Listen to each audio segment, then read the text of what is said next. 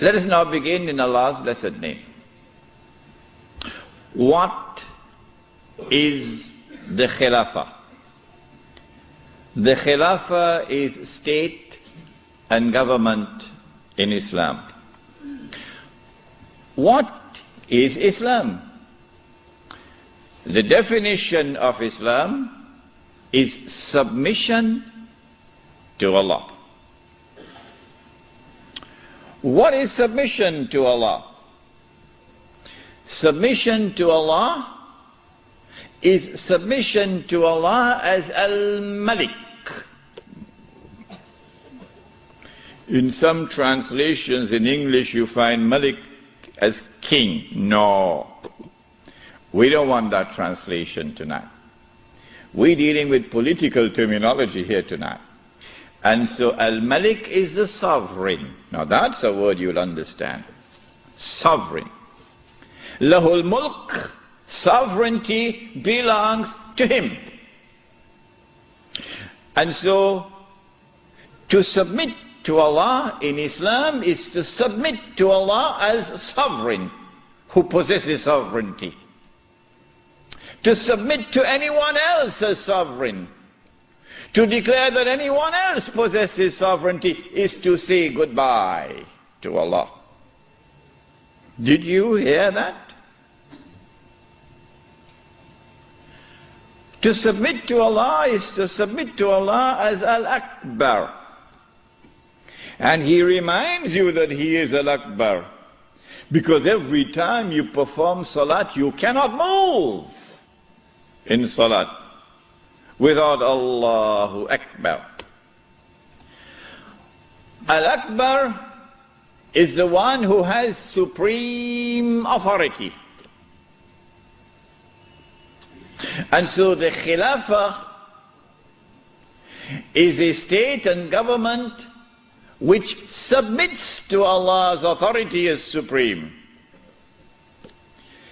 For a Muslim to submit to anyone else and recognize his authority as supreme is to say goodbye to Allahu Akbar. Islam is to submit to Allah as Al-Hakam. The 99 names, this is one of them. Al-Hakam is the lawgiver, who not only gives the law, but his law is the supreme law. And when he makes something haram, it must be enforced as haram. And when he makes something halal, it must be enforced as halal. And so anyone who submits to any law other than Allah's law as the supreme law has said goodbye to Allah subhanahu wa ta'ala as Al-Hakam.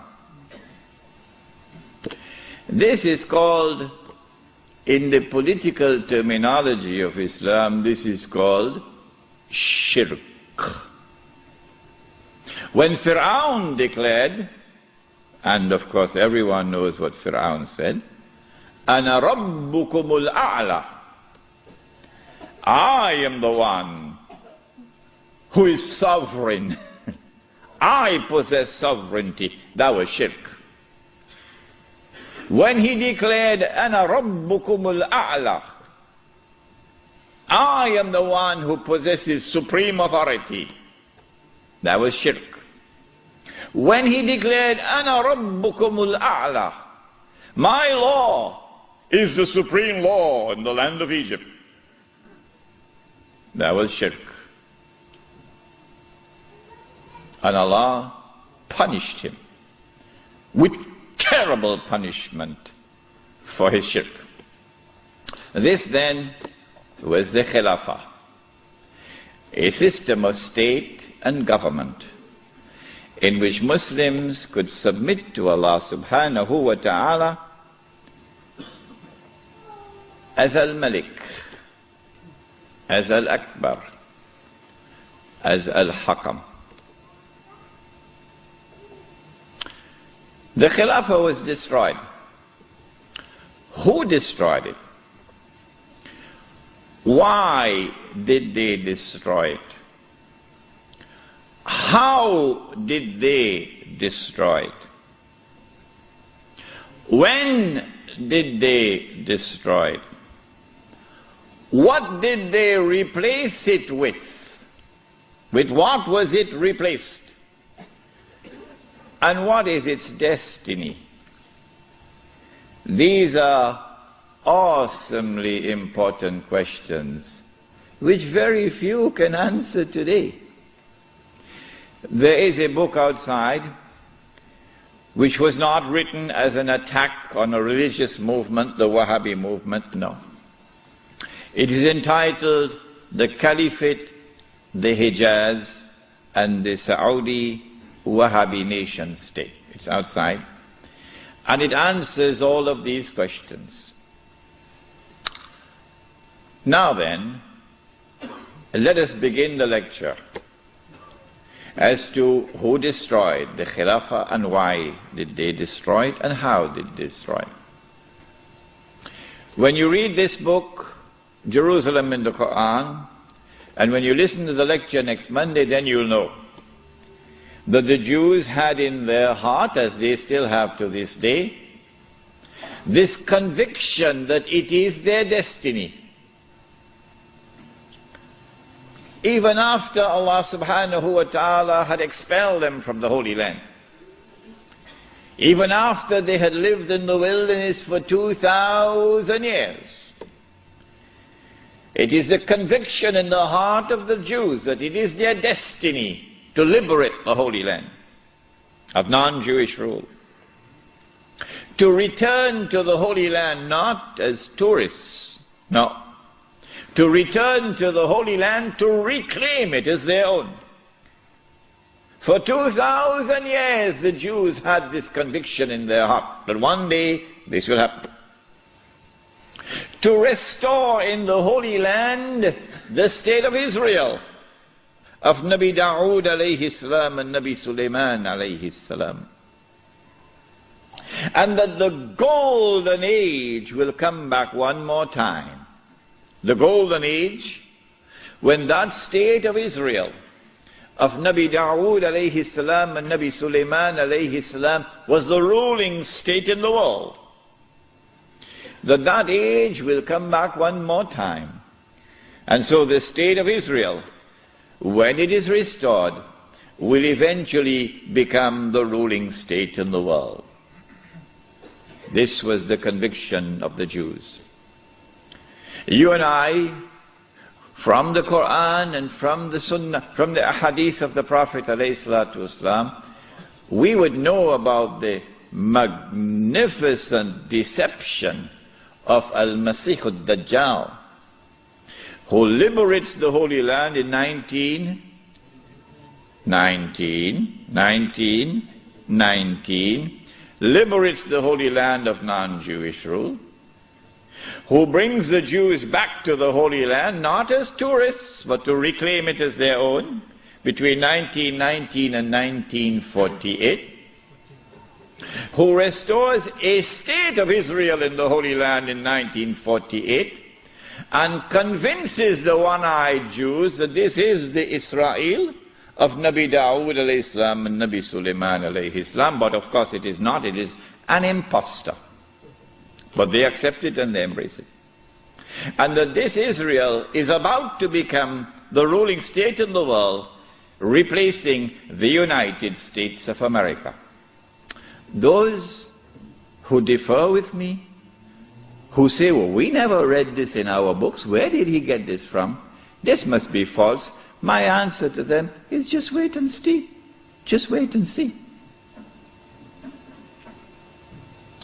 If this is to be accomplished, and the golden age of the Jews is to return one more time, and they are to rule the world, how will they do it? They will need globalization to bring all of mankind together as one global society. And they need to demolish the Ottoman Islamic Empire, which stands in their way. And they will have to demolish the institution of the Khilafah, which is the head of Islam. If you can cut off the head, then you can paralyze the body. And so the attack is now launched to cut off the head, the Khilafah. If you can cut off the head, then you can paralyze the body. And so the attack is now launched to cut off the head, the Khilafah. It begins as a philosophical attack, which we spoke of the first lecture here tonight. No, the one on alcohol. And that is that you use I'm going to use a long word now, you use an epistemology, that knowledge comes only from external observation and rational inquiry, to take mankind to materialism, that there is no reality beyond material reality. And then you apply that to political thought. And so out of philosophical materialism emerges a new political philosophy. What does it say? Since there is no reality beyond material reality, we can no longer collectively recognize sovereignty up there, so sovereignty must now be relocated down here. The people are now sovereign, no longer the God of Ibrahim alayhi salam. And the people constitute the state, and they locate sovereignty in the state. So the state is now sovereign. This is a European creation. It didn't come out of the world of Islam. Oh no. Not only is the state sovereign, but the authority of the state is supreme. And it is the state which now makes law. And the law of the state is the highest law, the supreme law. But more than that, the God of Abraham alayhi salam could make something haram. But we, the state, can change that and make it halal, meaning legalize it. If I am wrong, get up and correct me. Get up and correct me. We can change it and make it halal, meaning legalize it. And that is what Europe proceeded to do. Everything that Allah had made haram, they made it halal. There's nothing left now. When they declared that sovereignty belonged to them, not to Allah, that was shirk. It was shirk for Fir'aun, it is shirk for them. When they declared that the authority of the state is supreme, that was shirk. When they declared in Articles 24 and 25 of the Charter of the United Nations Organization, which I believe the Republic of Iran has not read as yet. When they declared in Articles 24 and 25 of the Charter of the United Nations, which the Republic of Iran, the Islamic Republic of Iran has not as yet read, what did they declare? That the authority of the Supreme Council of the United Nations, is that what it's called? Security Council, Security Council. That the Security Council of the United Nations is vested with supreme authority in the world, in all matters pertaining to international peace and security. That was shirk. When they declared that the law of the secular state is the highest law, that was shirk. And when they declared halal what Allah made haram, meaning when they legalized what Allah made haram, that was shirk. Surah At-Tawbah of the Quran. بعد أعوذ بالله من الشيطان الرجيم اتخذوا أحبارهم ورهبانهم أربابا من دون الله. They took their priests and their rabbis as arbab, lords and gods beside Allah. وَالْمَسِيحَ ابْنَ مَرْيَمَ, and they did the same thing with the Messiah, the son of Mary.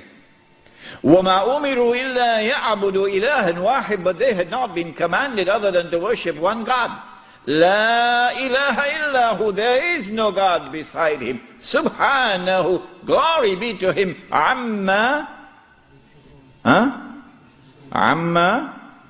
yushrikun. Far removed is he from this act of shirk, taking your priests and your rabbis as gods and lords beside Allah. Shirk, says Allah. A man came to the Prophet ﷺ and said, O Messenger of Allah, but the Christians do not worship their priests, and the Jews do not worship their rabbis. How could Allah say so? To which the Prophet ﷺ replied, and he said, did they not make halal what Allah had made haram? That is their shirk. My question tonight, Lakemba, is this. If the priest and the rabbi make halal what Allah made haram, and that is shirk, then if the government does the same thing, would it not be shirk? You're very quiet tonight, aren't you, Lakemba? Yeah? And so, what Europe did is to launch the philosophical and political attack before the military attack, to produce that which can replace the Khilafah. And then they sent their agents, you remember Jassasa in the Tamim Dari Hadith? They sent their spies to infiltrate Istanbul and to create what were called the Young Turks, the committee of whatever it was called, in whose group was located a man named Mustafa Kemal, and brainwash them into absorbing and imbibing and accepting the new political secularism which emerged out of Europe. Jazakallah. Jazakallah khair.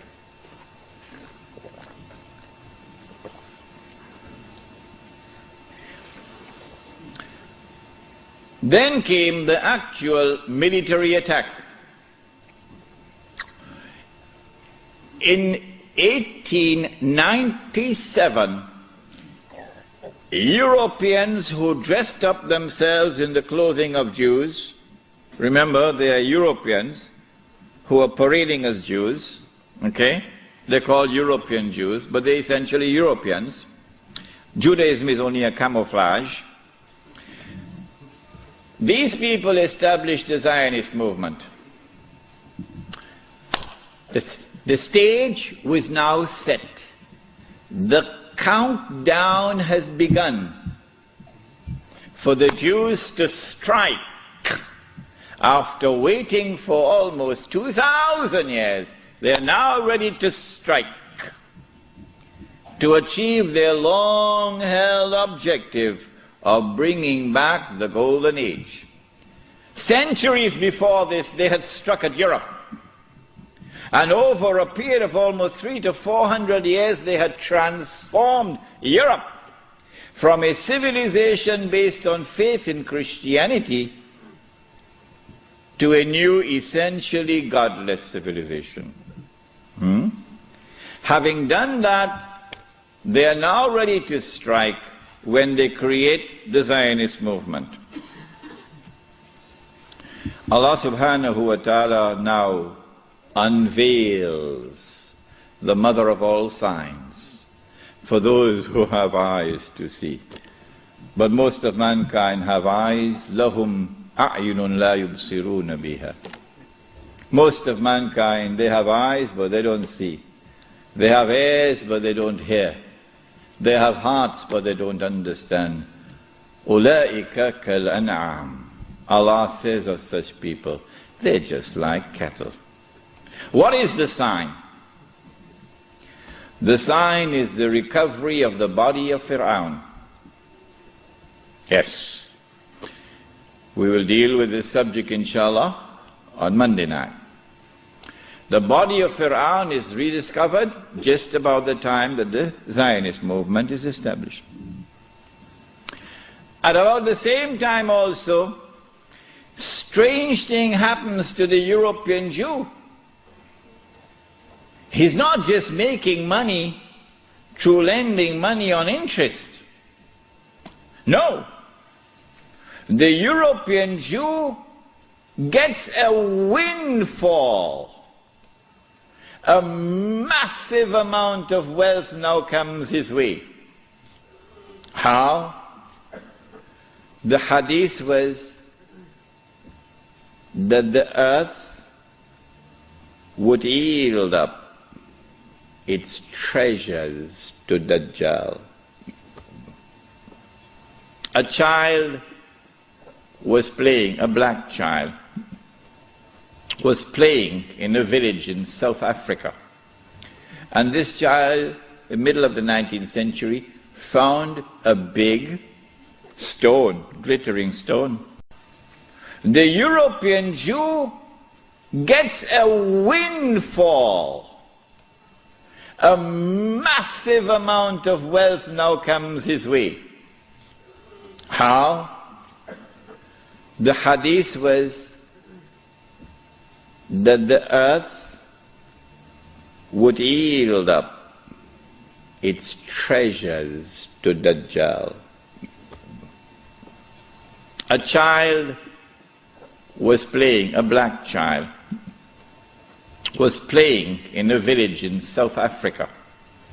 And this child, in the middle of the 19th century, found a big stone, glittering stone. Child took it home, showed it to the parents. Parents took it to the chief of the tribe. Chief of the tribe took it to the white commissioner. White commissioner sent it to Cape Town or Johannesburg, one of these places, to have it examined, and promptly came the reply that this was a huge diamond. You think that happened by accident? You're living in Disneyland. No, the stage was now set when that diamond was discovered. Because now we know where the diamonds are located. By this time, Britain, the scientific and technological revolution has given to Britain in particular, and Europe in general, the technology to be able to locate underneath the earth, in the interior of the earth, the diamond veins. And the technology we wish to mine for it down in the depths of the earth, technology which never existed before. And so now the southern African region becomes a cluster of diamond and gold mines. One mine in particular becomes the most famous one of all. 3 months ago, I stood myself at that mine. It was the biggest man-made hole in the world, in a town called Kimberley. You heard about Kimberley diamonds. Yeah. When the diamonds were discovered at Kimberley and in the surrounding areas, it was the biggest discovery of diamonds in history. And I would suggest to you who are young and who have a thirst for knowledge, go study this part of history, because tonight we have limited time. What the Jews did, using an Englishman who was not a Jew, Cecil John Rhodes. using him as a front man. They always use a front man. But they stood behind him. And they were able to manipulate the situation and gain control of the diamonds. The De Beers Consolidated Diamond Company emerged and taking control of the diamonds. And the Rothschild family in Europe finances now the mining operations. And the bulk of the wealth which now emerges out of South Africa land up in the hands of the Jews. In 1914, the Kimberley mine was closed down because it had yielded all that it could yield. The rest that now remained was just chicken feed. So they closed it down in 1914. When I went to that diamond mine in Kimberley, there were wheelbarrows filled with plastic cubes to show you, give you an estimate of how many diamonds came out of this diamond mine. There were 5 huge barrows filled, brim, heaping with these plastic cubes. That's how many diamonds they got.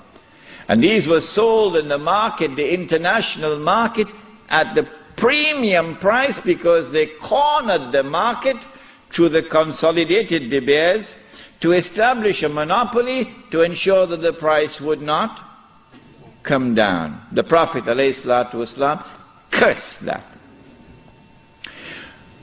When Kimberley was closed down in 1914, the European Jew now had amassed the maximum wealth he could amass at that period of time.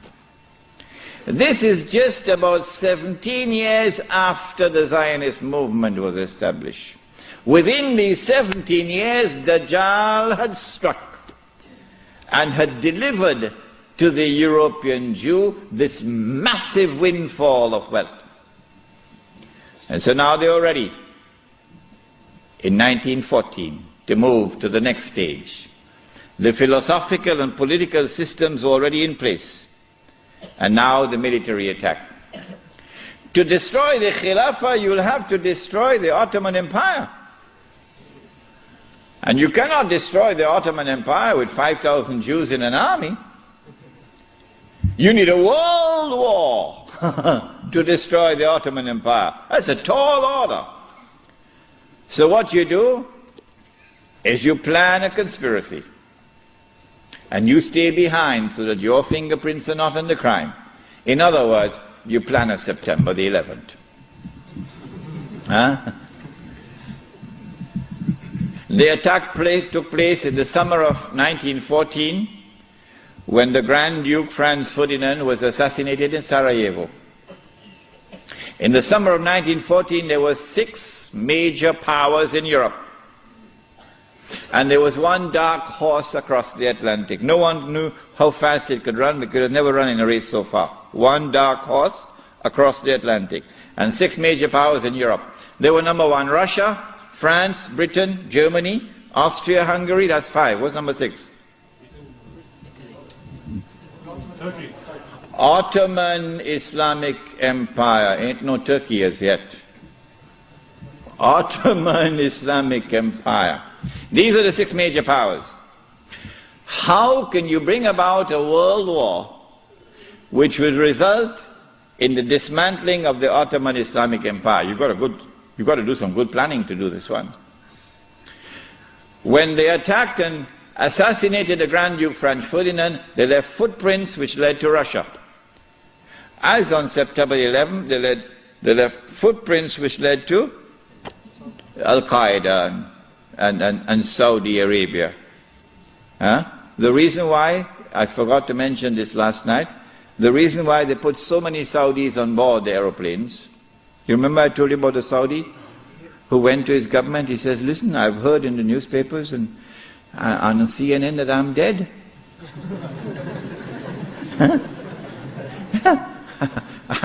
It seems to me as though I'm alive. What they'd done was to hijack his identity and put it on board the plane. I forgot to mention to you last night why they had put so many Saudis. The reason for this is to attack the client relationship, the friendly relations between the United States and the government of Saudi Arabia. If you can replace this with a new relationship of mistrust and hatred and enmity, it'll now facilitate the Jews when they launch their big war to take control of the Saudi oil, which is about to happen. This is why they put so many Saudis on board the aeroplanes. Good. They left footprints which led to Russia. And so Austria-Hungary had no option but to declare war on Russia.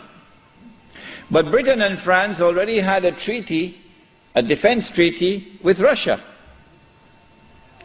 The Secretary of State, or the Foreign Minister in Britain, was a Jew. And so Britain and France now had to declare war in favor of Russia against Austria-Hungary. But Germany has the same racial ties with Austria-Hungary, so Germany is now forced to enter the war on the side of Austria-Hungary. So they have succeeded. Whoever planned that assassination has succeeded in bringing all these powers now in Europe into a state of war. All that is left now is what they call the sick man of Europe. Who is that? Ottoman Islamic Empire. The Khalifa in Istanbul does not want to enter the war. He knows how weak the Ottoman army is in terms of military technology. But through internal intrigue within Istanbul, the Ottoman Empire is forced into the war, and a Russian ship in the Bosphorus is used as a pretext. Once the war started, that massive wealth which the Jews had accumulated is now going to be used strategically for the purpose of influencing the direction of the war to get the prize that the Jews want. What is that prize? Once the war started, that massive wealth which the Jews had accumulated is now going to be used strategically for the purpose of influencing the direction of the war to get the prize that the Jews want. What is that prize? To destroy the Ottoman Islamic Empire, dismantle it, and to cut off the head of Islam, namely destroy the Khilafah. That's the prize they're after. The next prize is to liberate the Holy Land and to get the Holy Land for themselves. This is the prize they're after. Between 1914 and 1916, German submarines now make a surprise appearance into warfare. As when Israel launches her big war, we're going to see weapons that the world has never seen before being introduced into warfare. When the German submarine entered into the war, it tipped the scales on the side of Germany, and by 1916 Britain was on the verge of defeat. German submarines had surrounded and marooned the island of Britain. The French government had fallen, and Germany had occupied France, and Britain was on her knees. This is the moment that the Jews were waiting for. Now the Czech is going to talk. It's called financial diplomacy. The Jews, this is the German Jews, went to the British government and said, let's make a deal. Let's make a deal. We will intervene in the war with massive financial assistance to you. Massive. And we will bring that dark horse into the race. But that dark horse didn't want to come into the race. American public opinion was overwhelmingly against involvement in the war.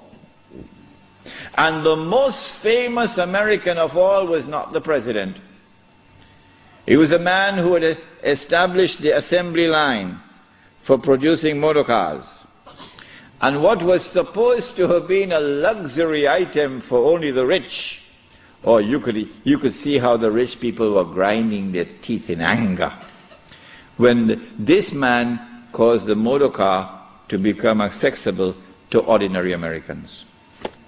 For $700 you can get a motor car. $1,000 you can get a Model T. What is his name? Henry Ford. And this man did something else to his workers. He didn't bother about what was the market wage. No. He said, I am concerned with paying a just wage. And that market wage is not a just wage. And so he paid his workers a higher wage than the market wage. And so he won the hearts of the American people. He became an American icon. His name was Henry Ford. And he was totally opposed to American involvement in the war. But when the Jews went to the British government and said, let's make a deal, the British government said, deal. And so Jewish money, the diamonds of Kimberley, began to roll. And Jewish money now enters into the war in a massive way. And Jewish influence over the media in the United States is now made to work, and American public opinion is being brainwashed and slowly transformed, until suddenly, to the consternation of Henry Ford and so many Americans, Franklin Roosevelt declares war, and the United States enters into the war. Britain, with this newfound wealth, and with the assistance of the United States, now has a new lease of life, and the war now takes on a direction that the Jews wanted from the first place. It is in 1916 that Jassasa went to work with British spies in Arabia. Lawrence of Arabia, of course, is the most well-known of them. These British spies were sent into Arabia, posing as Muslims. And they went to two actors in Arabia, two. One was Sharif al-Hussein, who was appointed by the Khalifa in Istanbul as the Sharif of the Hijaz, Makkah and Medina, in control. Makkah was under the control of an Arab battalion, but Medina was under the control of a Turkish battalion. And I wish I could understand why the Khalifa insisted on the Turkish battalion under the leadership of Fakhri Pasha to defend Medina. I don't know why. So when the British spies went to Hosein, they offered him the moon. They offered him the moon. We will liberate the land of the hated Ottoman Turks, and we will give you independence and freedom, and you will now become the king of the Arabs. Remember, Britain is not talking about Khilafah. No, we'll make you the king of the Arabs. And we also prepared to offer you a little, you know what, just £7 million. Huh? £7 million at that time is what Bill Gates has now.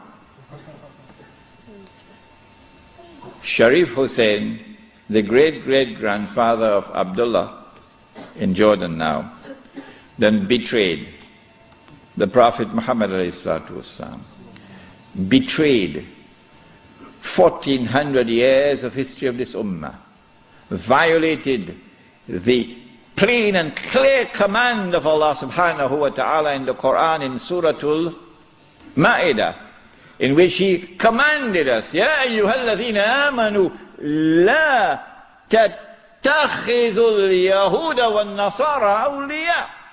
Do not take the Jews and do not take the Christians as your awliya. Do not establish an alliance with them in which you become dependent upon them and subservient to them. Do not do that, says Allah. بَعْدُهُمْ أَوْلِيَاءُ بَعْضٍ. They are protecting friends of each other. وَمَنْ يَتَوَلَّهُمْ minkum فَإِنَّهُ مِنْهُمْ. Whosoever from amongst you turn to them for that kind of an alliance, you no longer belong to this ummah, you've now joined them. إِنَّ اللَّهَ لَا يَهْدِي الْقَوْمَ الظَّالِمِينَ. Surely Allah will never provide guidance for a people who commit such an atrocious act of wrongdoing. And this is precisely what Sharif Hosein did, and what all his descendants from that day to this day have been doing. But the chickens are coming home to roost now for Abdullah. And the chickens are coming home to roost for Abdullah. When Mr. Bush attacks Iraq, then you're going to see Abdullah's suitcases at work. Yeah. They're all packed already, you know. They're all packed already. As soon as Mr. Bush attacks Iraq, you'll see where Abdullah is going to be headed for.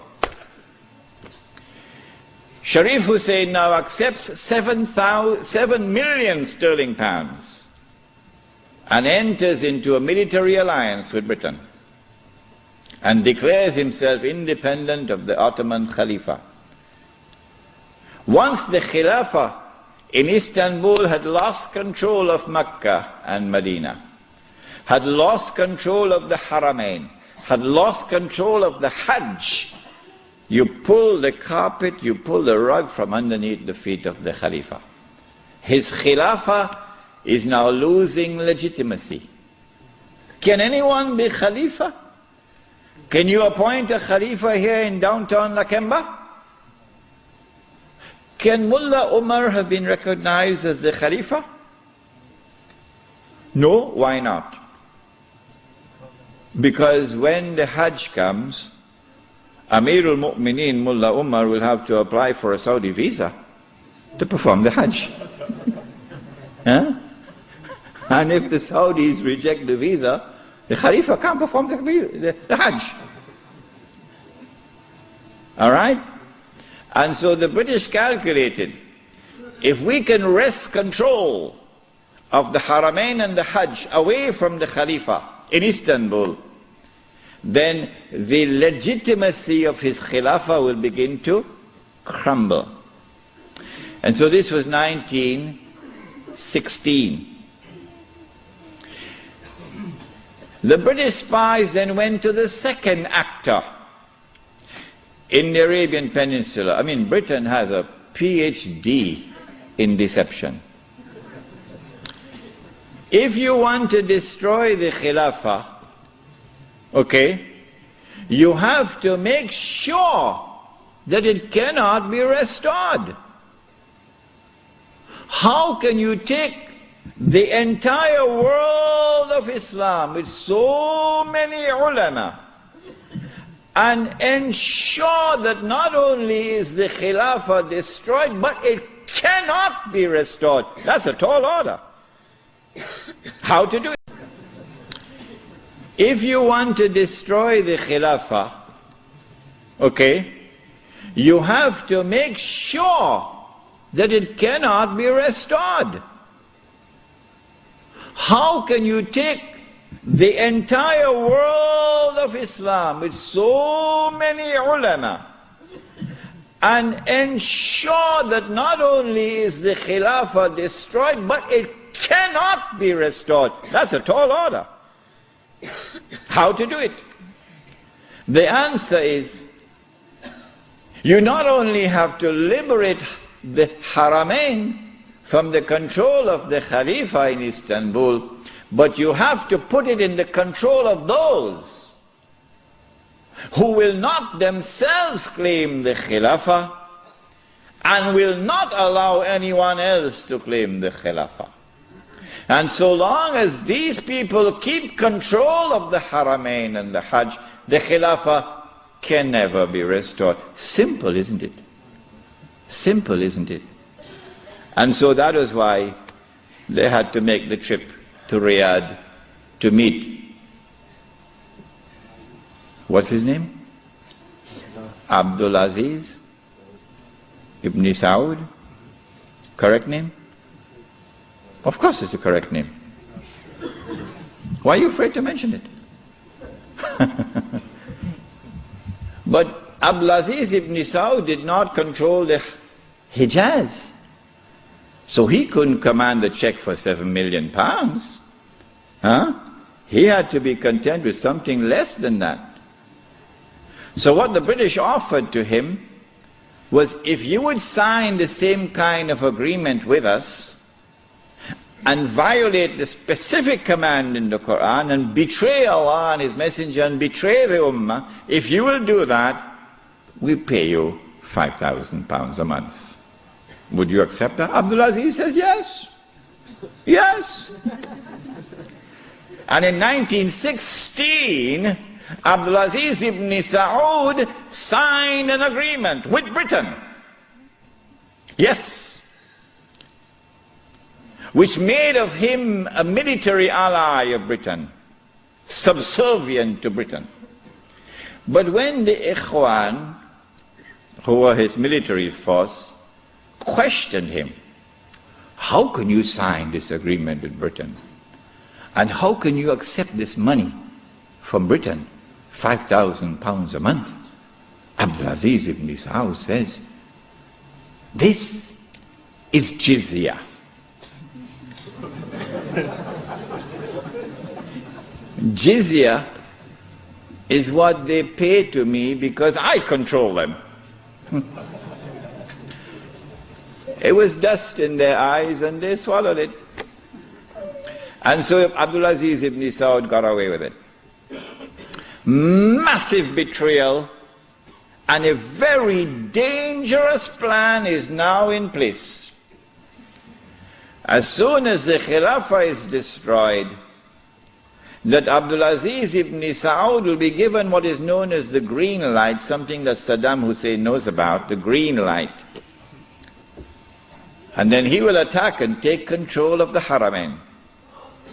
And when once he does that, he won't make the mistake of ever claiming the Khilafah for himself. And he will never allow anyone else to claim the Khilafah, because no one else can take the control of the Hijaz and the Haramain from them, because they are supported by Britain. And so goodbye to the Khilafah. It's gone. It can never be restored. Never, never, never be restored. So long as Britain and the United States of America underwrite the security of the Saudi state, you can never, never, never restore the Khilafah. By 1919, the Ottoman Empire was in shambles, falling apart. And a British army under General Allenby, with many Arabs and Punjabi Muslims fighting faithfully under his control, attacked the Turkish garrison which was defending Jerusalem, defeated it, and liberated the Holy Land. This was a joyous day for the Jews, because now the countdown is really moving forward, and the golden age is coming back. In the same 1919, when the Ottoman Empire is collapsing, and it is losing all its non-Turkish possessions, all the Arab parts of the Ottoman Empire are falling away, the Greek army now invades the Turkish mainland, Anatolia. And the Turkish people now have a tremendous fright in their hearts, because the Greeks hate them with a PhD in hatred. So Britain now has to create a Turkish general who would appear to the Turkish people as a savior who has come down from the heavens with his hands resting on the wings of angels to save the Turkish people. And so at a place called Gallipoli, a man named Mustafa Kemal inflicts a defeat on the ruling state in the world, Britain, and immediately climbs the ladder to become the hero of all heroes in Turkish history. Very convenient, isn't it? Mustafa Kemal now takes over. He is in fact de facto de facto ruler over the Ottoman Empire. And the Khalifa is just a piece of furniture. In 1920, I think, or 21, there was a big treaty, negotiations in Versailles, and from this emerged now the Turkish Republic, which replaces the Ottoman Islamic State. But Mustafa Kemal said, the Turkish people love their Khalifa. So if Europe could have a pope, why can't we have a pope too? This was simplistic thinking on the part of Mustafa Kemal. If the Europeans could have a pope, well, so too can we. So the new Turkish government of Mustafa Kemal decided to take the Khilafah and remove from it all political authority and make the Khalifa the equivalent of the Pope. This was 1922. And things were going fine for him. Turkish people were happy. Khilafah is still there. And the leadership of the revolution in Turkey were very happy because we have a secular state now, modeled after the European state. But in 1924, on the 3rd of March, suddenly Britain demanded, of course this is secret, they wouldn't reveal it, Britain demanded of Mustafa Kemal that he must abolish the Khilafah. The demand came from Britain. And on the 3rd of March 1924, the Turkish Republic abolished the Khilafah. The question we have to ask is, why did they do it when there was no need to do it? Nothing. It represented no threat whatsoever to the secular Turkish Republic. The answer for the abolition of the Khilafah on the 3rd of March 1924 is located in a place called India. But even the Indian scholars of Islam are not aware of it. Even they are not aware of it. When the attack on the Khilafah was taking place in the 1916, 17, 18 period, then Indian ulama, at that time the Indian Muslim community was one of the most influential Muslim communities in the world. And the Indian Muslim community was led by leaders who knew Islam and lived Islam. Men like Maulana Muhammad Ali Jawhar, Maulana Shaukat Ali, Maulana Sayyid Sulaiman Nadwi, Mufti Kifayatullah, men who knew Islam and lived Islam. And they wanted to get rid of British imperial rule in India. So that when they got rid of the British, they could restore Islamic rule over Muslims. That's all they wanted. Get rid of the British and restore Islamic rule over Muslims.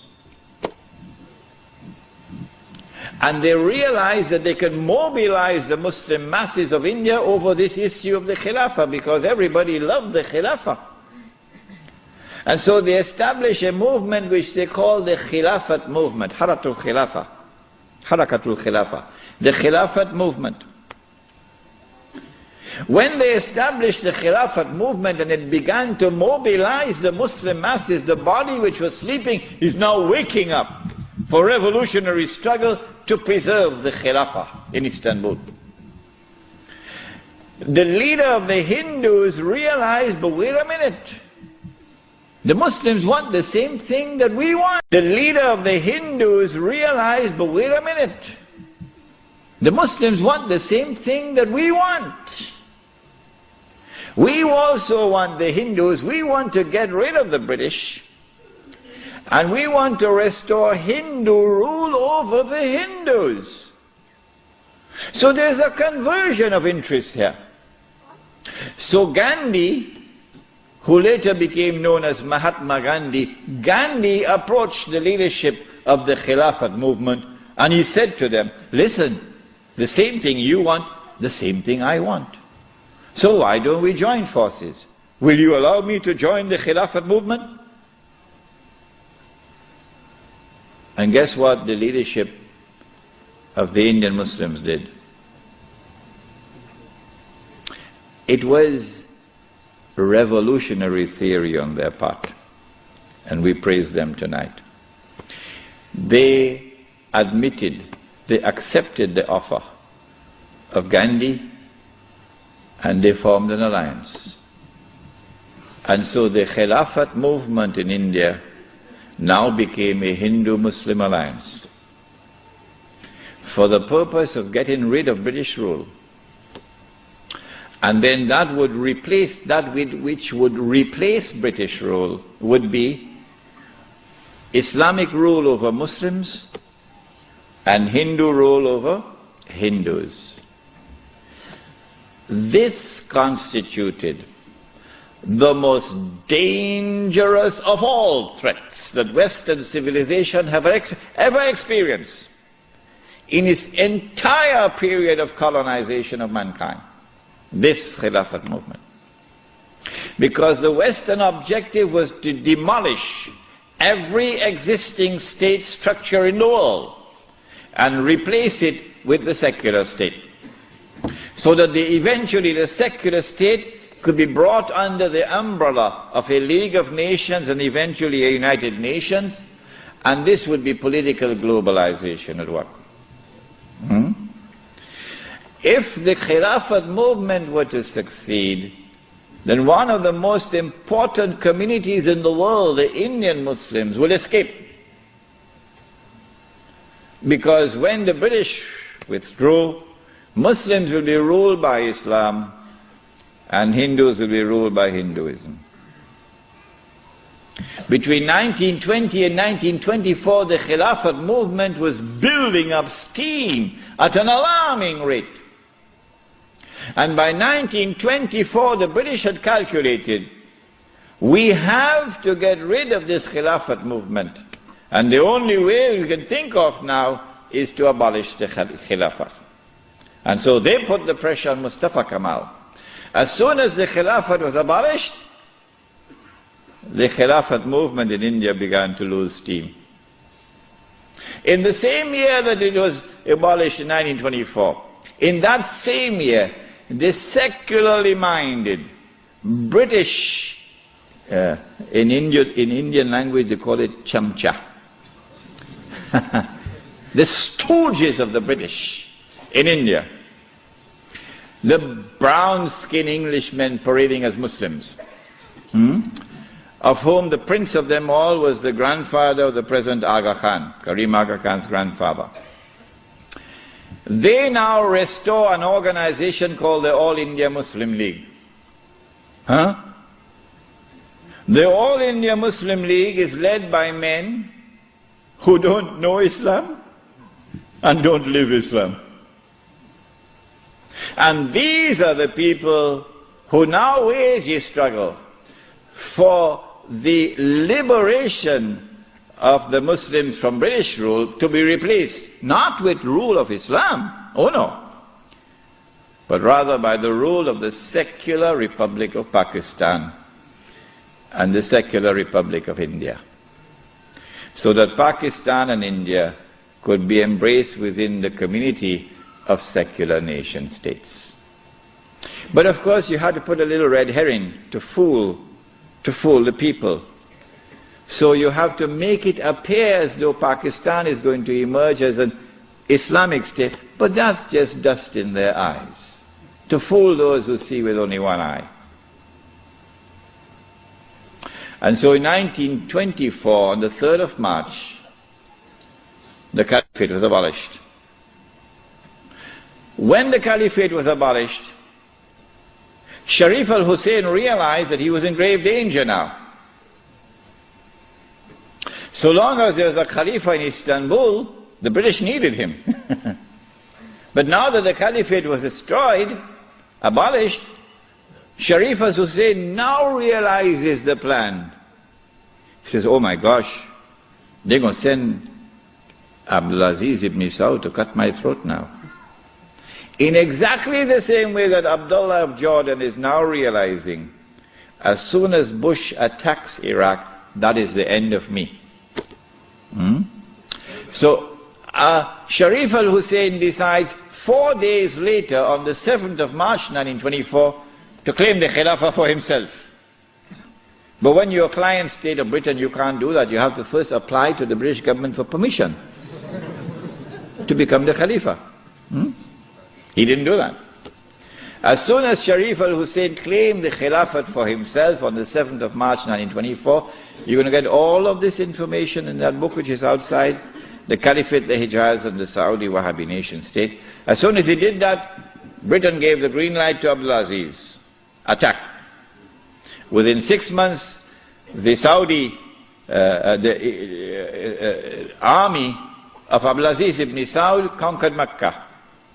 And Abdulaziz and Sharif Hussein packed his suitcase and off he went. British took him away. This one the Americans will take out of Jordan. And so Abdulaziz ibn Saud is now in control of Mecca and eventually Medina.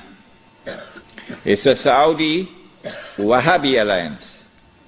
Does he claim the Khilafah for himself now? No. What he does is, as soon as he enters Mecca in 1924 October, Abdulaziz ibn Saud makes a proclamation, and they're going to hate me for revealing this to you, because nobody remembers it now. The proclamation which he makes is that this land belongs to the entire Ummah. This land belongs to the entire Ummah. I wonder how a Pakistani or a Bengali Muslim will feel when he hears that, and he's been rounded up like dogs, stray dogs, and put on trucks because he's overstayed his visa, while white-skinned Americans and British are treated like princes in the Holy Land. How will a Pakistani or Indian or Bangladeshi feel? This land belongs to the entire Ummah. And it is for the Ummah, not for Abdulaziz ibn Saud, for the Ummah to establish the government which will rule over this land. That is his proclamation in 1924. But in cricket it's called playing for time. He did this because in April of 1924, Al-Azhar University had responded to the Turkish abolition of the Khilafah. What did they do? Al-Azhar University declared that this was bid'ah and haram to abolish the Khilafah. And therefore we must respond to it. And the response of Al-Azhar is that we must have a mu'tamar, a conference, which would meet and which would appoint a new Khalifa. As soon as Al-Azhar issued this proclamation, you could see how Britain was trembling. The British government can't digest their food now. They've got to plan some counter strategy to the initiative of Al-Azhar University. The counter strategy is that Egypt is itself not a free country. It may appear free, but Britain really has control over Egypt. So Britain puts pressure on King Fuad, the father of King Farouk. You're too old to hear about, you're too young to know about this. And King Fuad is now putting pressure on Al-Azhar to hold back on this conference. So for 2 years the conference can't take place. 2 years because of British pressure. The conference finally takes place in June, July of 1926. But Britain uses another counter strategy. She gets Abdulaziz ibn Saud in Mecca to also convene a conference of the world of Islam in Mecca at the time of the Hajj, which is May of 1926. And then Britain and Russia and France and China and all the major powers in Europe all get to work. Massive intervention in the affairs of the world of Islam to ensure that the Cairo conference does not succeed in winning a representative gathering, and that the Mecca conference gets all the Muslims attending it. And they succeeded. The Cairo conference, organized by Al-Azhar University, becomes an essentially Arab conference because non-Arabs are hardly present. The conference met. The conference decided that the Khilafah was an essential part of the deen, that it was bid'ah and haram to abolish it, that the Khilafah must be restored, but we don't know how to do it. So let's go back home and come back after 1 year. That was the decision. We don't know how to do it.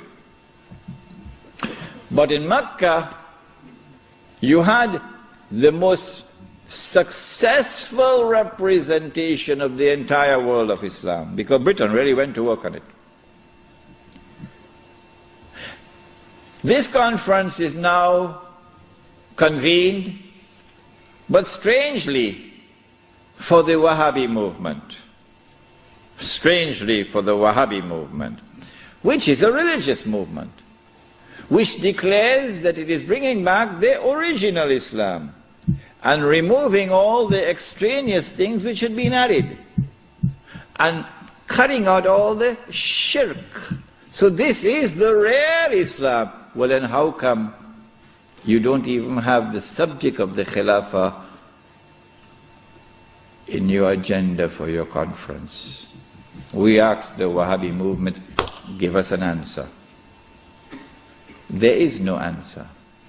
The answer is that the Wahhabi-Saudi alliance is now perpetrating a gigantic, a massive betrayal of Islam in abandoning the Khilafah. And so the conference takes place. But the subject of the Khilafah is not even on the agenda of the conference. Instead, Abdul Aziz ibn Saud approaches the conference twice, himself in person, and he asks the conference to recognize him as Al-Malik. That his rule should be recognized over the Hijaz. When the conference had heard His Majesty the King on both occasions, and the conference is now sitting down to discuss the matter, shall we recognize Saudi Wahhabi rule over the Hijaz? The leader of the Indian Muslim delegation jumped up to speak first. He spoke first. His name was Maulana Muhammad Ali Jawhar. He got up and he told the king, get lost. We'll never do that. As soon as the leadership of the Indian Muslim delegation had established its position of rejecting the claim of the Saudi Wahhabi leadership for sovereignty and control over the Hijaz, the rest of the delegates couldn't say, That was the power of a man who knew Islam and lived Islam. And so the conference ended without giving to the Saudi Wahhabi rule over the Hijaz recognition. They decided that they'll meet every year, but that was the last time they ever met. This then was the response of the world of Islam to the abolition of the Khilafah. In 1930, I think, or 31, Hajj Amin al-Hosein in Jerusalem felt that the ominous advance of the Jews in the Holy Land required a response from the world of Islam.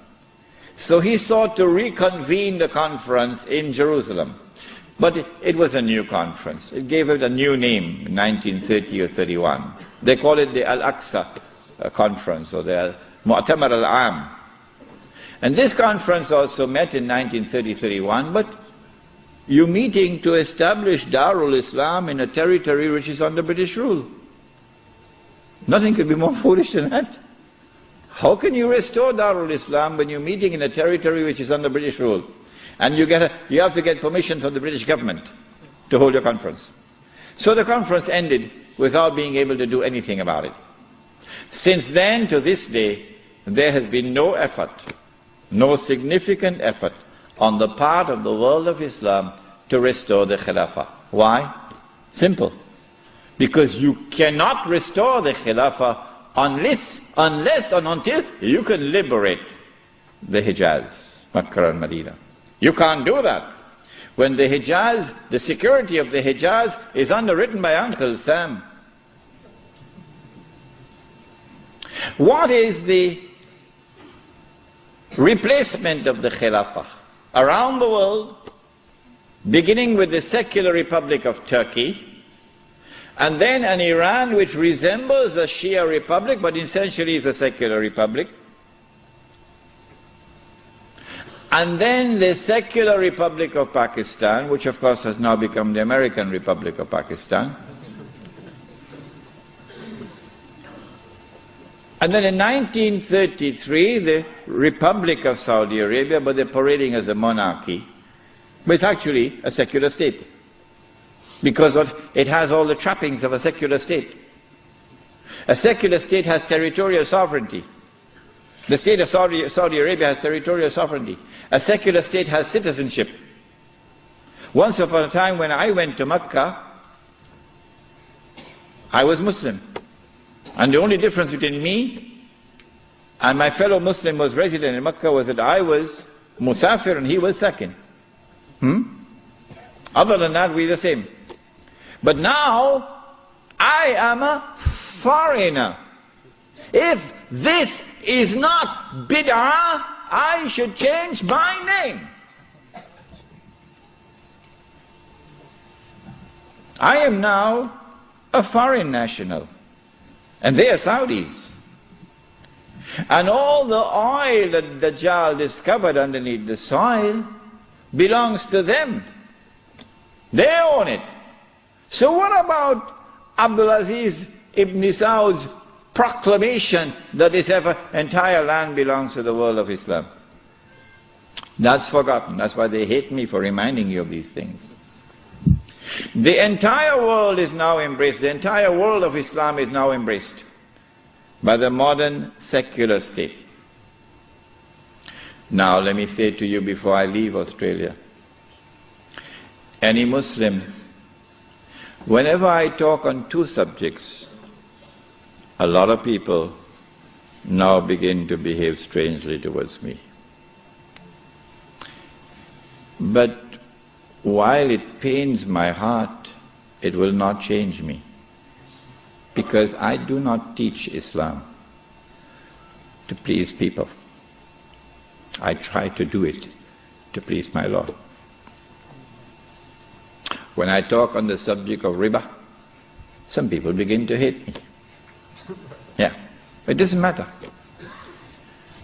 When I talk on this subject also. When a Muslim pledges his allegiance to the modern secular state and to its constitution, which declares that Allah is no longer Al-Malik, no longer Al-Akbar, no longer Al-Hakam. The state is now Al-Malik, Al-Akbar and Al-Hakam. And the state can make halal what Allah made haram. When a Muslim pledges his allegiance, and you've got to do that to get citizenship.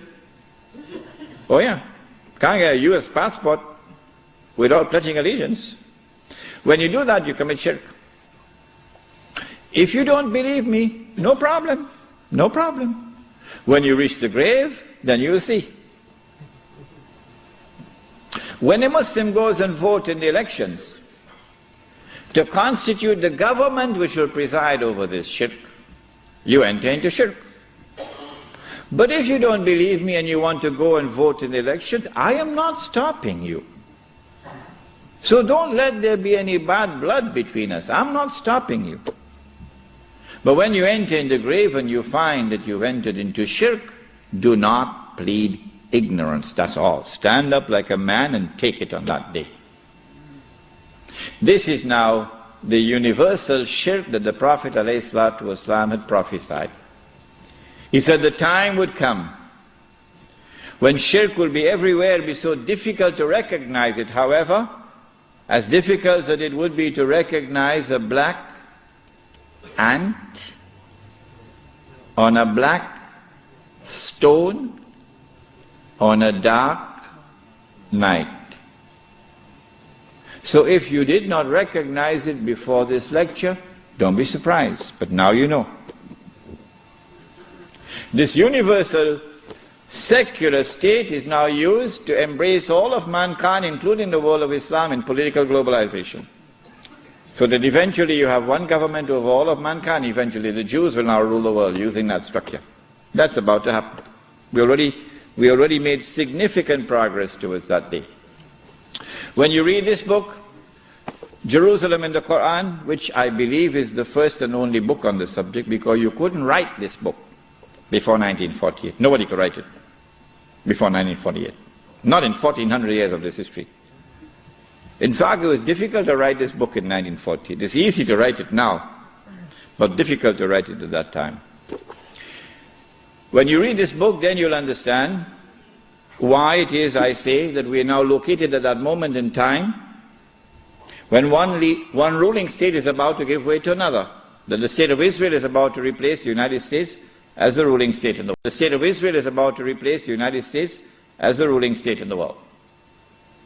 When Israel takes over from the United States with that big war which is about to take place, and the American economy collapses and the US dollar collapses and all the paper money in the world collapses, and this is going to be my lecture next Wednesday, inshallah, on Islam and the international monetary system, please come to it.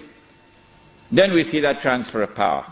Israel takes control of the oil, for example, of the Middle East.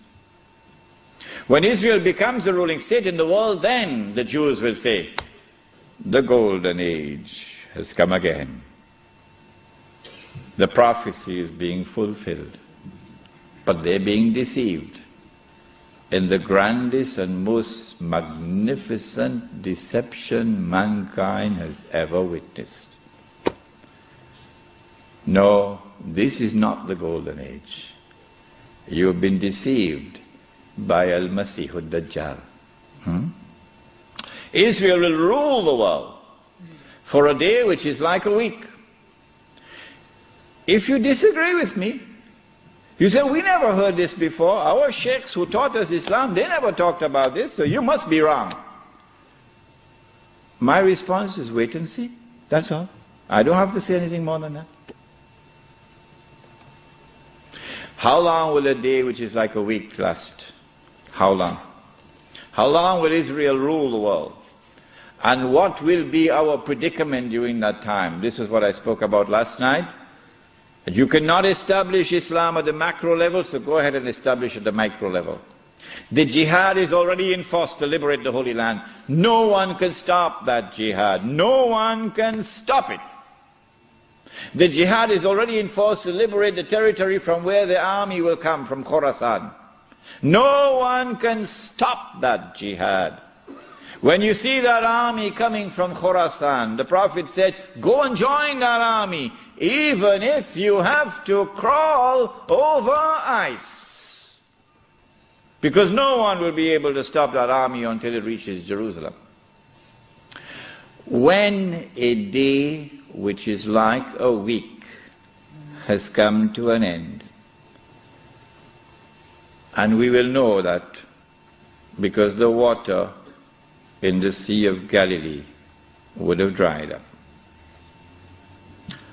That is the time when these events are now going to take place. The advent of Imam al-Mahdi, Dajjal appearing in a day which is like our day, so we'll see him as a Jew, etc., and the Son of Mary coming down. There are some of you who have become a bit uncomfortable with my statement that I said it would be perhaps within the next 50 years. And I went on to say, I can be wrong. If this statement is uncomfortable to you, I can make another statement which means exactly the same thing. Exactly the same thing. I can say that I expect the Sea of Galilee to dry up in about 50 years. I hope you'd have no objections to that. But it's the same thing. Because it is when the water in the Sea of Galilee dries up that the Son of Mary will come back down. Go and read your Sahih Muslim. It is at that time, and go and notice the water level in the Sea of Galilee now. It is lower than it has ever been before in history, and Lebanon is about to take water out of the river. What's the name of the river? Litany? Huh? Whatever is the name of the river. Lebanon is about to take water out of that river, and Israel is saying, if you do that, we're going to wage war against you. Why? Because that water runs into the Sea of Galilee. Yes. And so the hadith of the Prophet Muhammad ﷺ is now moving to center stage. If I say 50 years, and if I say I can be wrong, at least I'm giving you a wake-up call. A wake-up call that you're living in the age of the countdown. So don't be fighting each other over chicken feed. That's what you're doing. In South Africa in particular, the ulama fighting with each other, sectarian conflicts over chicken feed. While this hugely important subject is so far away from them, it is unbelievable. When the water in the Sea of Galilee is drying up, and the state of Israel has ruled the world for a day which is like a week, then in Sahih Muslim we are told, a Muslim ruler will die and there will be disagreement concerning succession. And then a man is going to come out of Mecca. His name will be my name and his father's name will be my father's name, said the Prophet ﷺ. He'll have a broad forehead and a large nose. And he'll be known as Al-Mahdi. And he'd hurry from Medina to Mecca. As he approaches Mecca, people are going to come out to him, so this has to be a well-known person. Not some obscure non-entity, a well-known person. When the people of Mecca come out to him, they'll force him to accept the bay'ah, the oath of allegiance which legitimizes the leadership of the Amir al-Mu'mineen, bay'ah. He will accept the bay'ah at the Kaaba and then proclaim himself to be Al-Mahdi. It is only then that you would know that Al-Mahdi is here. So stop asking these foolish questions. Is he born already? Is he in Lebanon? Or maybe in Indonesia? That's foolishness. Al-Mahdi cannot emerge until Israel has become the ruling state in the world. Al-Mahdi cannot emerge until Dajjal has completed his mission. Al-Mahdi cannot emerge until the state of Israel has ruled the world for a day which is like a week. Al-Mahdi cannot emerge until the water has dried in the Sea of Galilee. So stop these foolish questions. He proclaims himself to be the Mahdi. There are going to be eclipses of the sun and the moon that month. But there have been eclipses of the sun and the moon in the past. But after he proclaims himself Al-Mahdi, he's going to be attacked from an army, with an army from Sham. That army comes down to the south, and armies are under the control of governments. And when that army is between Medina and Mecca going down south, the earth is going to open and swallow that army. That is the sign of all signs. Beyond a shadow of a doubt, validating the claim of this man that he is the Mahdi. But Mecca has never been a Shia city. Never. And Mecca will not be a Shia city at that time. And Mecca will not come out to give allegiance to a Shia. And so you have to be living on the moon to believe that the Mahdi is going to be Shia. We do not say this to embarrass the Shia, or to be uncharitable to them, or to hurt their feelings in any way. This is just factual analysis. When the earth opens and swallows that army, then on that day, those from the world of the Shia who accept him as the Mahdi and follow him are our brothers in faith. And shoulder to shoulder we'll fight to liberate the Holy Land. But those from the Shia, and we anticipate that there will be those, who will now reject him as the Mahdi because he is not Shia. You're not our brothers in faith. And you will not fight with us shoulder to liberate the Holy Land. When the army is swallowed, then the Mahdi is going to be attacked by another army, and this is now an army of the Quraysh, an army of the Kalb. And remember that armies are under the control of governments. The Mahdi will defeat this army, and when our army is defeated, that is the end of Saudi Arabia. Goodbye to bad rubbish. Goodbye to bad rubbish. Let it be recorded in my book tonight. Let it be recorded in your book tonight. Goodbye to bad rubbish. The most monstrous betrayal of Islam ever committed in history, committed by those who control that state. Now Darul Islam is restored. Yeah, this is Islam, not that. And let it be clear that there are so many Salafi Muslims in Saudi Arabia, in prison, because they too are struggling for the same thing that I am struggling, to liberate that land. Let it be clear that there's a man like Sheikh Safar al-Hawali, who is at the forefront, intellectually, spiritually, and theoretically, at the forefront. I benefited from his thought. And so, do not remain with this sectarian conflict and describe that masjid, Salafi masjid, this one Sunni masjid, this one Indonesian masjid, that one Malay masjid. I thought the masjid was the house of Allah. Has it changed?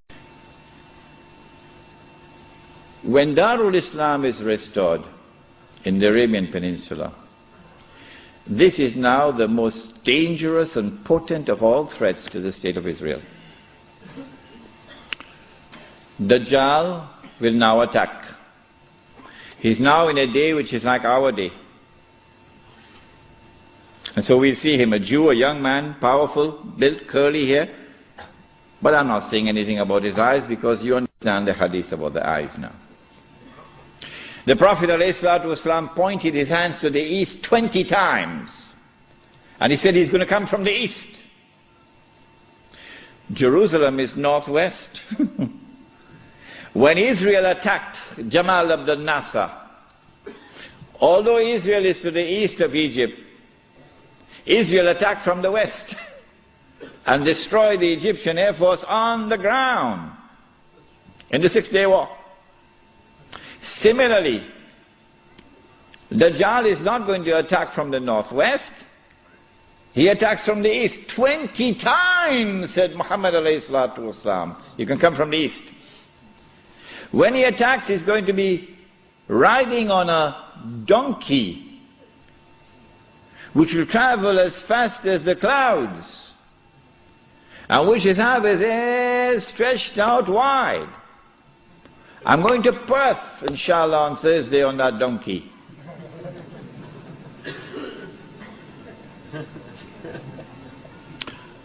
And so, we're talking about fighter aircraft. And east of Medina and Mecca is the Saudi Air Force Base, which is now also an American Air Force Base in Dhahran. As they attack Mecca and Medina, the angels defend Mecca and Medina. This is there in Sahih Muslim. And the attack is diverted to Damascus. And then the confrontation takes place. Dajjal is outside and the Imam is inside, the masjid. And now history repeats itself. The Jews are rubbing their hands. We got them now. There's no escape. We got them. We have them in our sights now.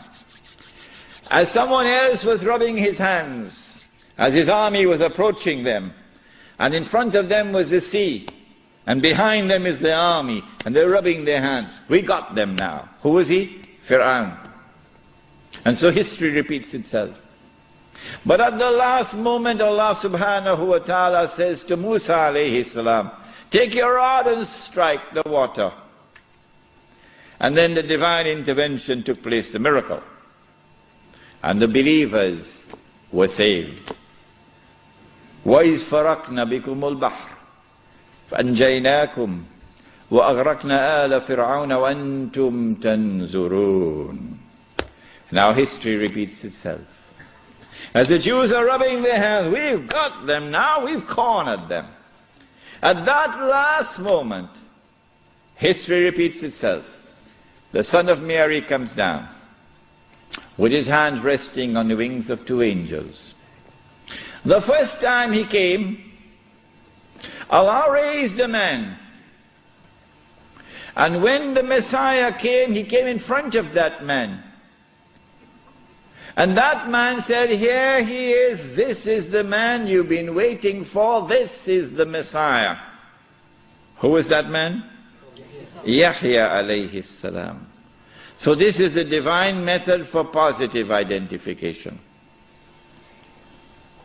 But Ibn Khaldun, may Allah bless him and have mercy on his soul, that great scholar, we are not fit to clean his shoes. Ibn Khaldun did not understand this. And Muhammad Iqbal, that great scholar, we are not fit to clean his shoes. But Muhammad Iqbal did not understand this. And so many other scholars have not understood it. And they rejected all the ahadith on Mahdi as fabricated. Ibn Khaldun did it and everybody else followed him. But now history repeats itself.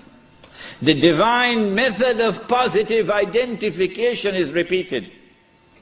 As the son of Mary comes down in the masjid, Imam al-Mahdi says, here he is, this is the son of Mary. And history repeats itself. May Allah forgive Ibn Khaldun. And then the son of Mary responds and identifies himself. Imam asks him, you lead the salat. He says, no, you are the Imam, you lead. After the salat, then the confrontation takes place between the false Messiah and the true Messiah. And the false Messiah is killed.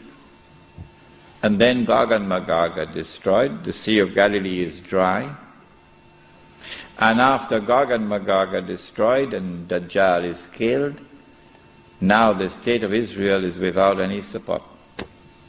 Now it's going to be a level battlefield. A level battlefield. I may be wrong, but I suspect that there's going to be a massive collapse of the world of modern technology. I suspect that. And so horses are now going to be used once again. Yeah. The army now comes out of Khorasan, and that army attacks and destroys the state of Israel. The first time it was a Babylonian army. The second time it was a Roman army. And after the Roman army destroyed them and threw them out of the land, Allah said, وَإِنْ عُدْتُمْ عُدْنَا وَإِنْ عُدْتُمْ عُدْنَا. If you return with your fasad, we will return with our punishment. They return with their fasad. It's happening now before your eyes. And so Allah returns with His punishment. وَإِنْ عُدْتُمْ عُدْنَا. And so now the Muslim army destroys the state of Israel. It is at this time that the Prophet said, alayhi salatu wasalam, the hadith in Sahih Bukhari, Sahih Muslim, you will know who is the true leader amongst the Muslims today. Because you'll not be afraid to quote this hadith. And you'll know those who betray Islam because they will never quote this hadith. Never. They'll lose their jobs. لَتُقَاتِلُنَّ الْيَهُودِ وَلَتَقْتُلُنَّهُمْ حَتَّى يَقُولُ الْحَجَرُ يَا مُسْلِمْ هَذَا يَهُودِيٌّ وَرَائِي فَتَعَالَ فَاقْتُلْ. If you're 17 years of age tonight, this is music in your heart. Yeah. If the beard is grey, well, things are not the same anymore. You will most certainly fight the Jews. And you will most certainly kill them. And at that time the stones will speak. Muslim, there's a Jew hiding behind me. Come and kill him. And so the Holy Land is liberated. This ends the subject of Imam al-Mahdi and the return of the Khilafah. What happens after that we'll pick up in our subject on Jerusalem in the Quran, which will be on Monday night. What I'd like you to do is, if you have any questions, please write them very quickly. We have paper?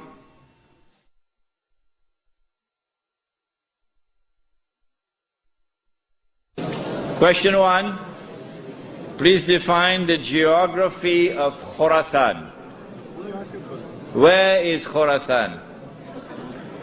Khorasan, in the time of the Prophet ﷺ, has been researched by the eminent Pakistani scholar, Dr. Israr Ahmad, and he has explained that Khorasan is that territory which extends from northwest Pakistan, the Pathan belt, northeast Iran, the whole of Afghanistan, and the territory north of Afghanistan. But clearly Afghanistan is in the heart of Khorasan. No. This territory has one thing distinctive about it, that Europe could never colonize the heart of Khorasan. The British tried when Britain was the ruling state in the world, and the British failed. And then the Russians tried when they had the superpower, the Soviet Union. And after 12 years, the Russians failed. And guess who is trying now? Yes. The war in Khorasan has just begun, Mr. Bush. It has just begun. On that day, when Islam liberates Afghanistan, I believe it is that army which will be unstoppable until it reaches Jerusalem. When the Sea of Galilee dries up, that is the time when Israel will no longer rule the world. I love this hadith. Guess why? Because George Bush could watch the Sea of Galilee going down. And Tony, what's his name? Yes. And Ariel, what's his name? Sharon. Yeah. And the Jews? They can watch the Sea of Galilee going down and drying up. And they can realize that the moment is coming. Ya Muslim, هذا يهودي ورائي فتعال فاقتل. That moment is approaching as the water is drying up. I love this hadith. Why is Iran's oil? This was last night's lecture. I explained this last night. That when Israel wages a big war, which is coming up, which is why Bush has to attack Iran, so that Israel can now wage the war and not appear to be an aggressor, which is why Abdullah of Jordan has his suitcases packed already. When Israel wages a big war, in order for her to become the ruling state in the world, she'll have to seize the oil. Saudi oil, Iraqi oil, Kuwaiti oil, etc. But I said, I don't think they'll touch the Iranian oil. Why? He asks. The answer is, without in any way being disrespectful to the Shia, without in any way being uncharitable to the Shia, no, that's not my method. Anyone who declares of Abu Bakr Siddiq radiallahu ta'ala anhu, he was a usurper, is misguided. And anyone who compounds that by declaring that Umar Farooq radiallahu ta'ala anhu was a usurper is doubly misguided. And anyone who further compounds that by declaring of a third of the eminent companions of the Prophet Muhammad alayhi salatu wasalam, that Uthman Ghani radiallahu ta'ala anhu was a usurper, is casting a massive vote of no confidence in Muhammad sallallahu ta'ala alayhi wasallam. The three of his foremost companions were usurpers, robbing people of their legitimate position, like robbers and bandits. So anyone who declares of this, like this, are a people who are significantly misguided. That's all. This is not an uncharitable statement. This is a factual statement. A less than valid, less than authentic expression of Islam will always be advantageous to Dajjal. Because if this less than authentic expression of Islam is the only Islam which can mount a successful Islamic revolution, the only one, then the Muslim masses around the world will eventually be told that is the valid Islam, because that's the only one which has succeeded in the world. So you should give up the authentic Islam that you have and adopt that less than authentic Islam. Why would Israel want to dismantle such a state? No, it will not be in the interest of Israel to attack and seize the Iranian oil. But having said this, let it be clear that this is meant not, this statement of mine is not meant to show any disrespect whatsoever to the leadership of the revolution in Iran. Imam Khomeini and all those who fought the regime of the Shah with such matchless courage.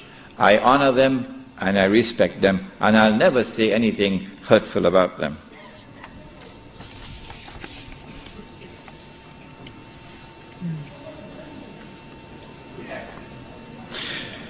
Can you please give an example of the Prophet ﷺ about how he established the Khilafah? You have to take control of territory. Either exclusive control, that is you alone control, or on the basis of an agreement in which you share control over the territory with others. The Mithaq of Medina was an agreement, a constitutional agreement, in which Muslims shared control over territory with those who are not Muslims. The ruler who rules over the Muslims in that territory would be the Khalifa over the Muslims. That was called a plural model of a state. But that plural model of a state only lasted for a short time, and then the Jews betrayed the Treaty of Medina and they were expelled. And now you have the exclusive model. When Muslims take control of a territory in the name of Islam and establish Allah's law in that territory, there will be one Jama'ah and one Amir. That Amir, on the condition that he controls the Haramain and the Hajj, would now be the Khalifa. What is the role of Freemasons in the globalization subject?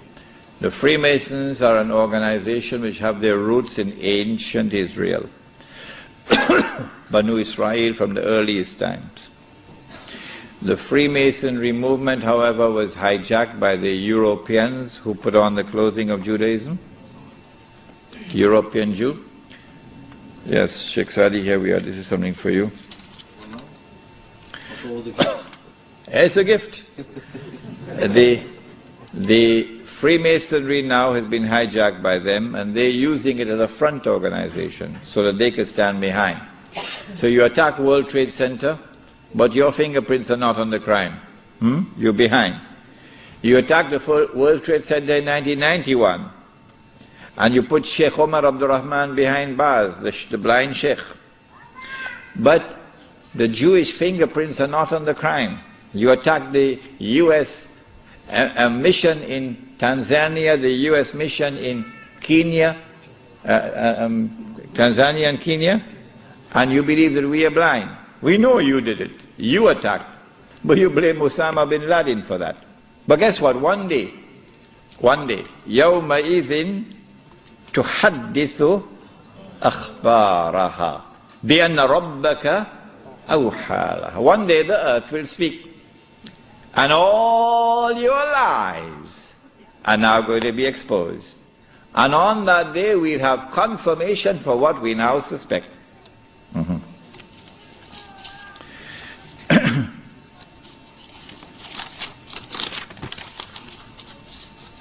What role does the economic boycott of Israel and some American companies have on the return of the Khilafah? It is something that the Muslim community should be taking seriously. Strange people, Muslims. What they should not be doing, that's what they're doing. And what they should be doing, they don't do it. Never in our entire history as a people have we ever used trade as a weapon. Never. Never. It is our enemies who use trade as a weapon against us. In Medina, an economic boycott against us which lasted 3 years. Did we ever reply and respond with an economic boycott of our own? No, we never did. Why? لا تأكلوا أموالكم بينكم بالباطل إلا أن تكون تجارة عن تراض منكم. Trade should be conducted in such a way that there is mutual benefit, says the Quran. So when you impose an economic boycott on somebody, you're hurting yourself. You're allowed to trade with your enemy, because in trade there's mutual benefit. The only thing that is prohibited is to trade with the enemy at times of war, in weapons of war. That is prohibited. So an economic boycott on the United States of America, and you're not going to drink Coca-Cola, well, you should not have been drinking it in the first place. Water is better than Coca-Cola. But leave that aside.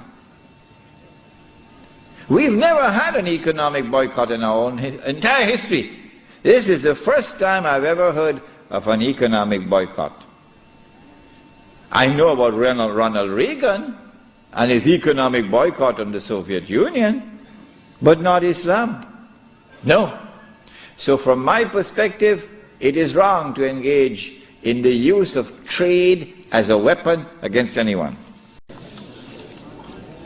That Khorasan is that territory which extends from northwest Pakistan, the Pathan belt, northeast Iran, the whole of Afghanistan, and the territory north of Afghanistan. But clearly Afghanistan is in the heart of Khorasan. No. This territory has one thing distinctive about it, that Europe could never colonize the heart of Khorasan. The British tried when Britain was the ruling state in the world, and the British failed. And then the Russians tried when they had the superpower, the Soviet Union. And after 12 years, the Russians failed. And guess who is trying now? Yes. The war in Khorasan has just begun, Mr. Bush. It has just begun. On that day, when Islam liberates Afghanistan, I believe it is that army which will be unstoppable until it reaches Jerusalem. Please give us an alternative to citizenship, and it's shirk. I want to confess to you the limitations of my thought. And that we must all collectively think. I can't do all the thinking. There are amongst you here tonight those who are better thinkers than I am and who will be able to extend my thought.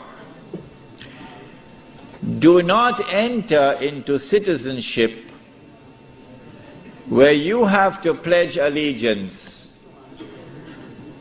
to a secular state, because that is direct involvement in shirk.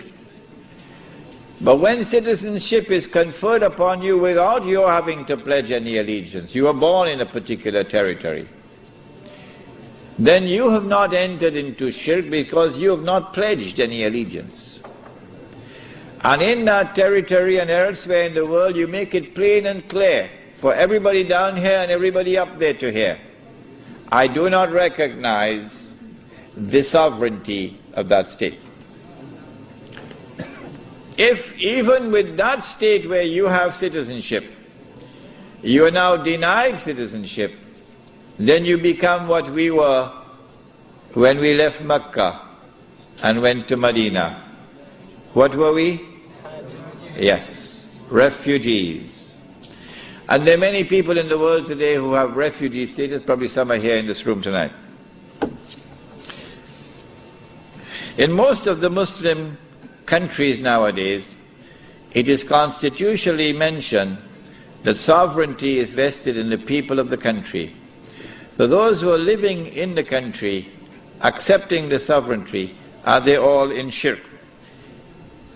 You can live in the country, you can be a citizen of the country without having ever pledged allegiance to the state and to its constitution. Yeah. Without ever having voted in an election. But I was told yesterday that in Australia, if you do not go and vote in the elections, you have to pay a fine. If I were here, I'd pay the fine. I'd pay the fine, yes. No, wait, we can't allow questions. Please write it down. No.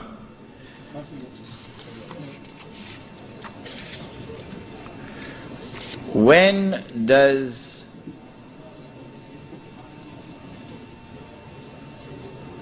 see if you can check that out for me. Did you say that the Mahdi is a Shia?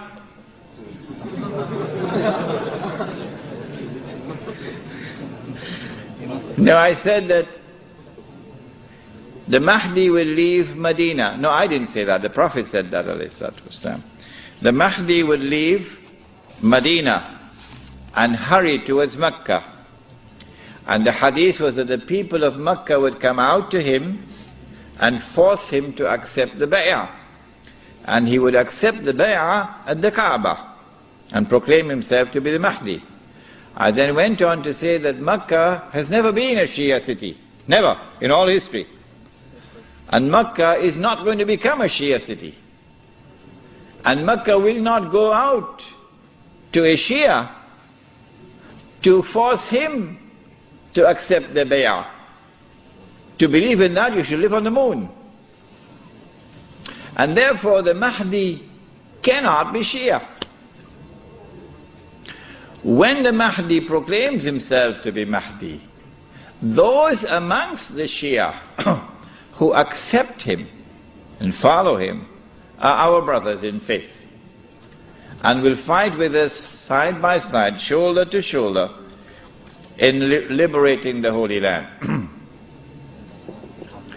But when those amongst the Shia refuse to accept him as the Mahdi, they will no longer be recognized as our brothers in faith and will not fight with us shoulder to shoulder in order to liberate the Holy Land. When does one become a Muslim? One can be a Muslim in your heart, but we don't know it. So if you die, we can't bury you. No. We can't bury you. We can't give you Salatul Janazah, although you're a Muslim in your heart. Okay? We cannot perform the Salatul Janazah over you. The only time we can perform the Salatul Janazah over you is when you publicly declare yourself in the presence of witnesses that you are Muslim. Ashhadu an la ilaha illallah wa ashhadu anna Muhammad Rasulullah. Sheikh, concerning that question, just tell them our contact. Right, inshallah, Sheikh Shadi is here and he'll take on that subject of the detention center, inshallah. What happened to the army from Isfahan? I know about the army from Khorasan. The hadith is that when Dajjal attacks Damascus, and the Imam is inside the masjid and Dajjal is outside, Dajjal will be followed by 70,000 Jews from Isfahan wearing their Jewish shawls. That is the hadith. What this hadith indicates is that the state of Israel would no longer be ruled at that time by the European Jews, but that rather Banu Israel, who today are second-class citizens in Israel, they call them the Arab Jews.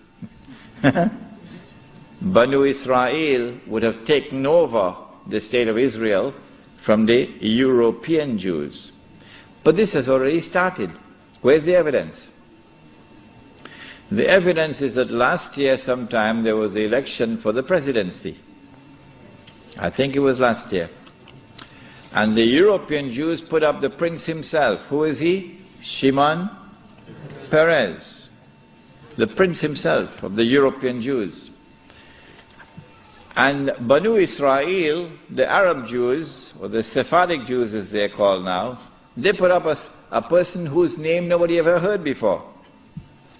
Moshe Katsov or something like that. And guess what?